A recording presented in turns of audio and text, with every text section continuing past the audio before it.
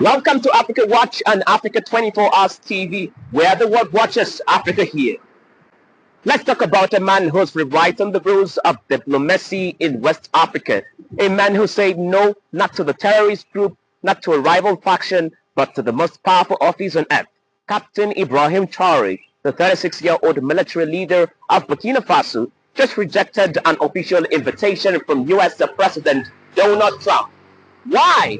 He says he's too busy serving his people, his country, and has no time to waste on ceremonial trips or political handshakes. This is not a symbolic snub, it's part of a bigger story, a bigger shift. Traore has been in power since September 2022, where he overthrew a fellow military officer in a coup. Since then, he has turned Burkina Faso into a nation of resistance. Resistance against jihadists, against French influence, and now against what he sees as useless Western diplomacy. Instead of cozying up to Washington or Paris, he's turning to Moscow, Ankara, and even Belgium. Let's give you the facts. Since Traore came to power, Burkina Faso has undergone radical transformation. The country built its first gold refinery. Yes, it now processes its own gold instead of shipping it abroad. Farmers have seen yields jump by over 20%. Thanks to the state's bad agriculture programs, roads are being fixed, a new international airport is under construction, and a national industrialization plan is underway. All of this while the country battles one of the worst jihadist insurgencies on the continent. To fight back, Traore expanded the Volunteers for the Defense of the Homeland, a civilian militia that now boasts over 100,000 recruits.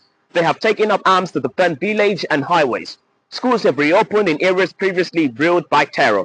Traore's message is simple. Burkina Faso will stand, and it will stand alone if it must. But with great power comes great danger. In April this year, Traore escaped assassination attempt, his second since taking power. The plot involved senior members of his own security cycle. It was a betrayal from within, but it failed. The government moved swiftly. Arrests were made. Control was preserved. The captain survived. He hasn't forgotten since then. Traore has clamped down on opposition, arrested critical journalists, and extended his rule through a 5-year transition charter. Critics call it authoritarian. His supporters call it necessary. He says Burkina Faso needs time to rebuild, and he won't let anyone, foreign or domestic, derail that mission. And then there's this foreign policy shift. This is where Traore made his boldest move. He's walked out of ECOWAS. He's withdrawn from La Francophonie, he's cut military ties with France and now refuses symbolic invitations from Western leaders, including Donald Trump.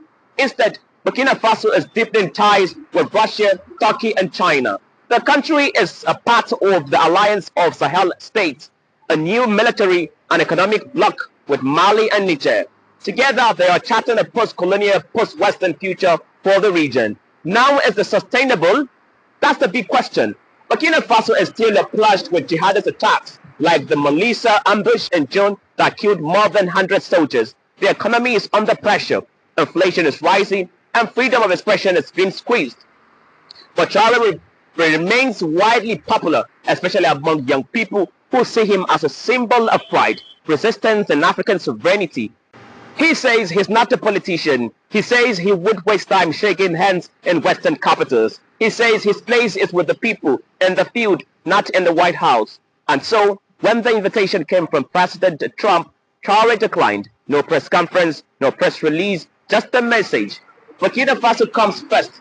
You may call it defiance. He calls it duty.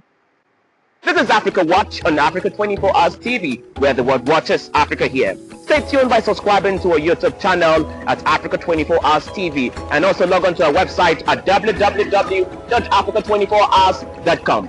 My name is Amos Zege.